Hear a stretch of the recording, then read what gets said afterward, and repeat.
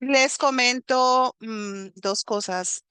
Primero, algo que suena mal si uno no tiene muy claro cierto concepto es toda la Biblia es mito, pero el mito no es mentira.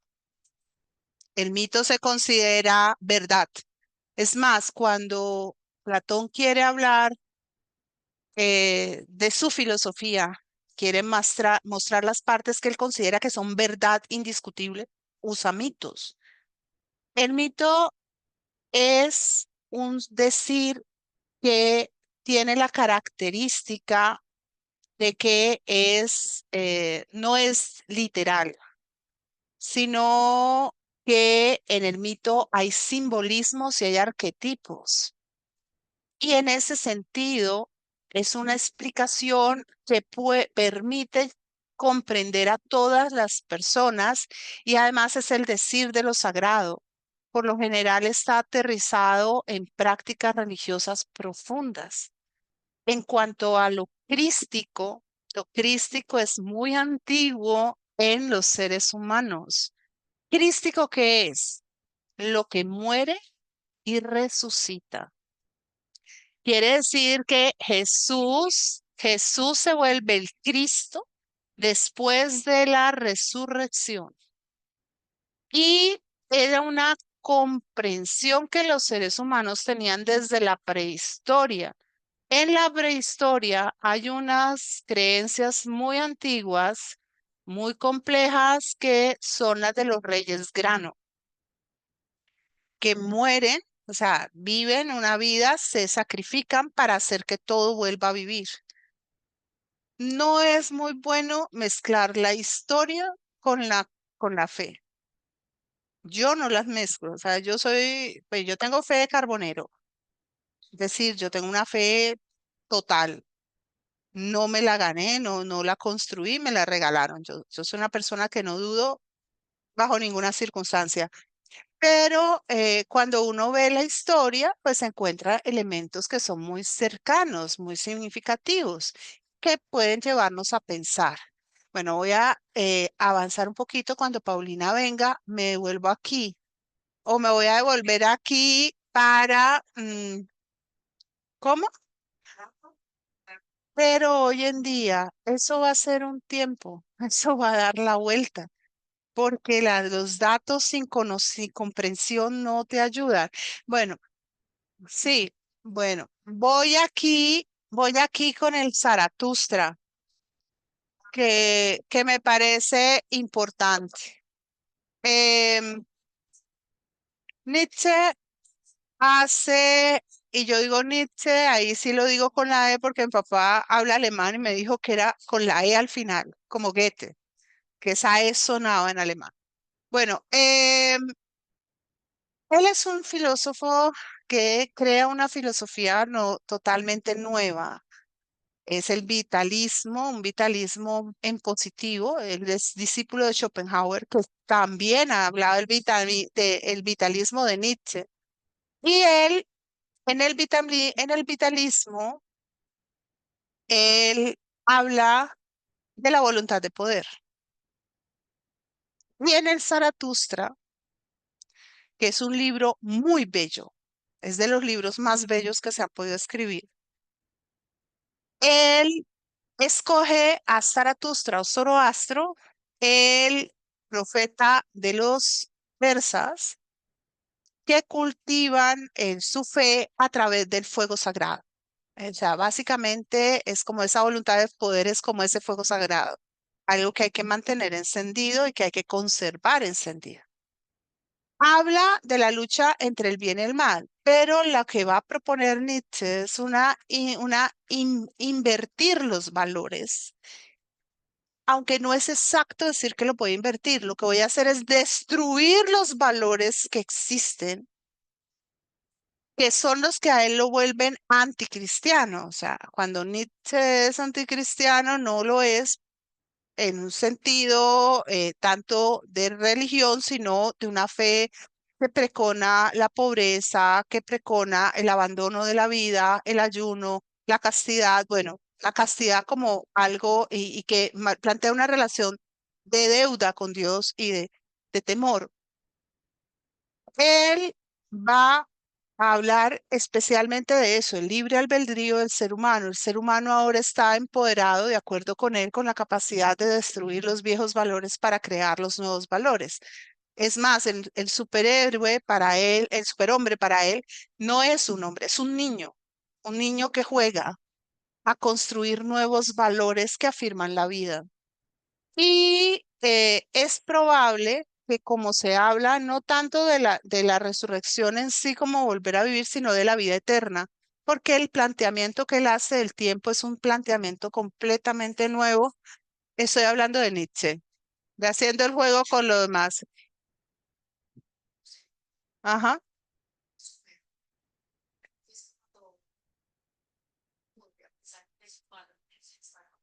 claro, el nihilismo.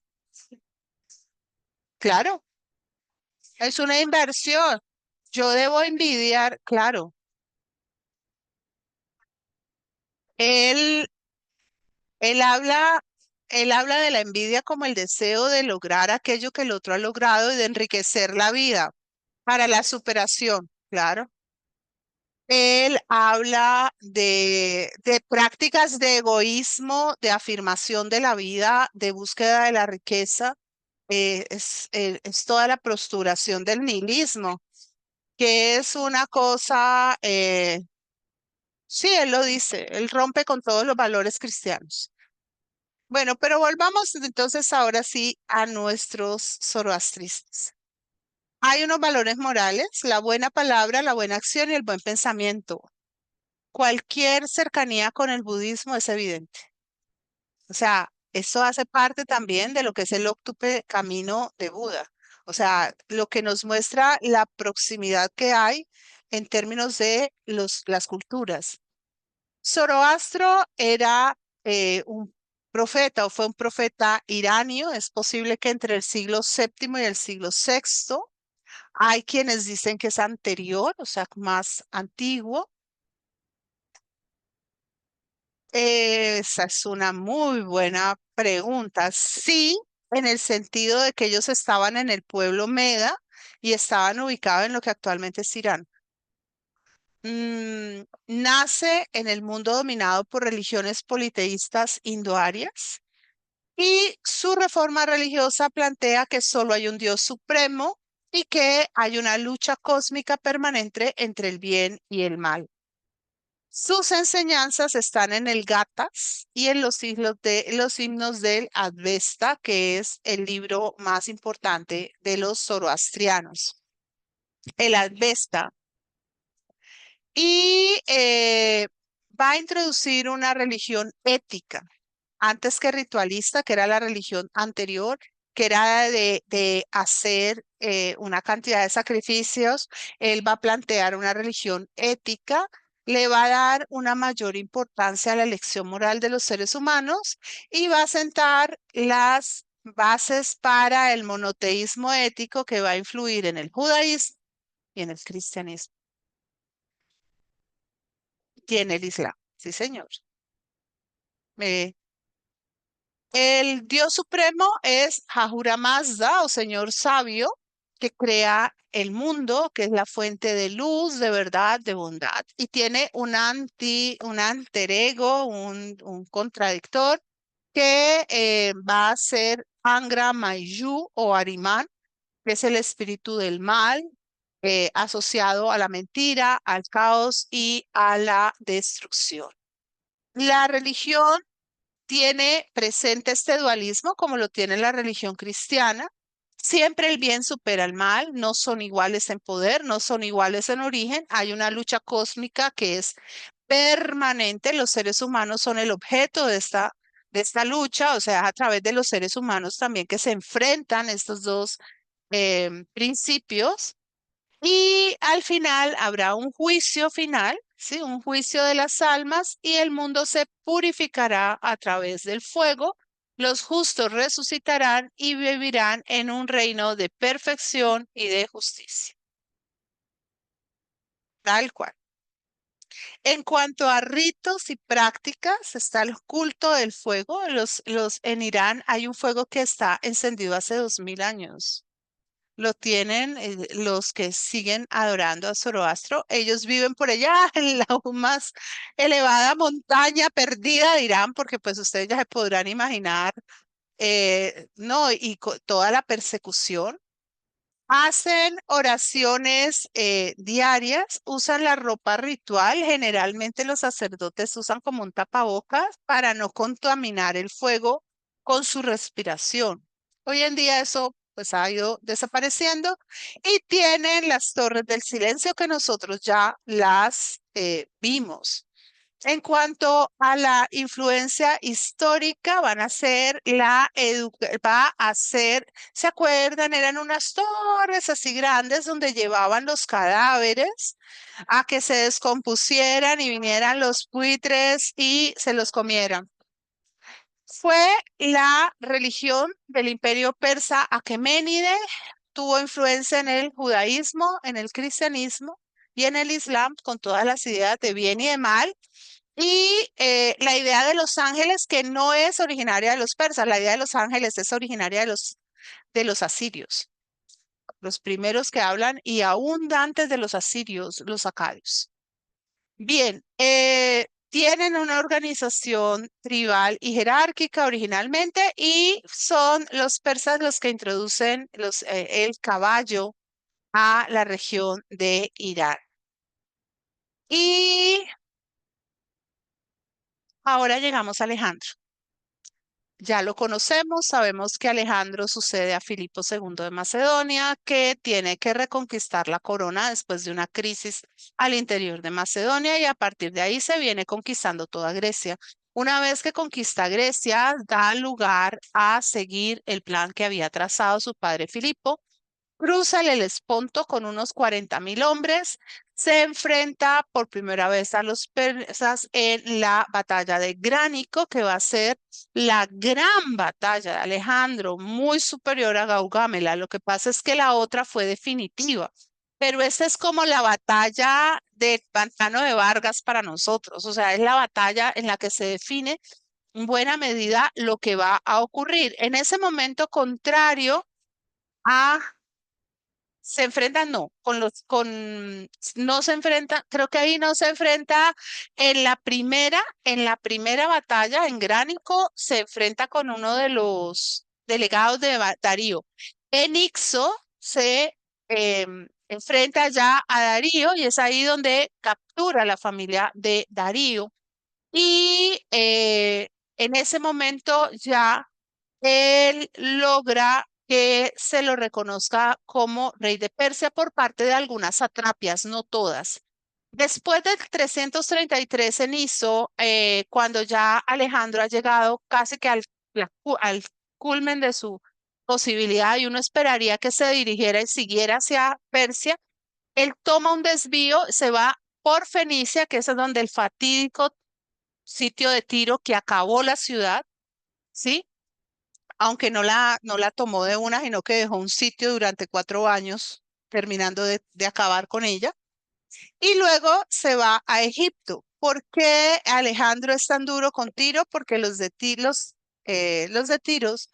no quisieron permitirle participar de unas fiestas religiosas y Alejandro no quería simplemente ser un líder más, quería ser un dios y reconocido por un dios. Su predilección por Egipto es porque en Egipto él es inmediatamente proclamado faraón y se lo considera ratificado como Dios por el oráculo de Amón. ¿Esto se debe a que los egipcios lo querían mucho? No, esto se debe a que los egipcios no querían a los persas y vieron en Alejandro la posibilidad de liberarse del yugo persa. Por otro lado, el joven Alejandro era una persona mucho más abierta en su mente y tenía fascinación por Egipto, mostraba una reverencia que los persas no estaban mostrando en este momento. Y a partir de ahí se establece el principio de lo que será el helenismo a nivel de toda esta parte del Mediterráneo, con unos proyectos de fundación de ciudad y construcción de ciudad muy especial. En el 331, 2 años después de la batalla de Ixo, es el enfrentamiento definitivo entre el rey de reyes, Darío III, y el joven Alejandro Magno. Esta batalla fue un descalabro para los persas a pesar de tener un ejército mucho más grande y consistente que el que podían considerar los griegos. La falange macedonia demostró ser abiertamente eficiente y a muchos de los que participaron les sorprendió específicamente la temeridad y el arrojo de Alejandro. Pero hay un elemento que hay que tener en cuenta, si yo quiera que Alejandro gane todas y que las gane solito. Y es que Darío III era un rey que se había convertido en un rey bastante impopular. La falta de gallardía, el haber dejado abandonada a su familia en manos del joven conquistador, el haber traicionado innumerables pactos que se habían venido desarrollando con diferentes satrapias, hizo que muchos sátrapas prefirieran quitarle el apoyo en el momento en que Alejandro llegaba y abrir la brecha para poder renegociar las condiciones de adhesión al imperio. Además, más de uno pensó, nosotros dejamos que este muchachito se coma el dulce y después se lo quitamos, cosa que no pudieron hacer. En 330 entra en Persépolis y llevando un comportamiento completamente contrario al que normalmente había manifestado, destruye la ciudad, que es presa de las llamas. Después, estando en Persépolis, se entera de que Darío III ha sido asesinado a traición por uno de sus sátrapas, Besus. Alejandro entonces se autoproclama como rey de reyes y empieza a ver su proyecto persa de una manera completamente distinta. Entre 327 y 326 se da la invasión de la India, ese último proyecto de Alejandro que le va a costar tanto. Tiene una victoria relativamente pírrica sobre Hidaspes, en el Hidaspes, perdón, contra el rey Poros de la India y logra en esta avanzada la máxima expansión occidental sobre el oriente en la Edad Antigua. El reino creado por Alejandro Magno en la India se sostendrá durante siglos. Seguirá existiendo cuando ya estén presentes los grandes imperios de la India. Siempre ese reinito macedonio, muy pequeño, pero va a mantenerse. 330, 327 son las campañas más duras en Bactria y Sogdiana, dos territorios muy, muy difíciles del Asia Central. Ahí es cuando se casa con Roxana, la princesa bactriana, para obtener el apoyo y la ayuda de los bactrianos. Y es allí donde Alejandro da paso a la combinación de las tradiciones griegas con las tradiciones persas y les pide a sus generales, a sus mejores soldados que también tomen esposas de la región y además impone formas de conducta como la postración, cosas que van a generar mucho malestar entre las tropas macedonias. En el 323, Alejandro muere. Siempre quedará abierta la sospecha de si murió por causas realmente naturales, por unas fiebres, o había sido envenenado por sus generales que ya estaban cansados de tanta expedición y deseaban volver a Macedonia. Lo que estamos viendo en rojo es la ruta de Alejandro Magno.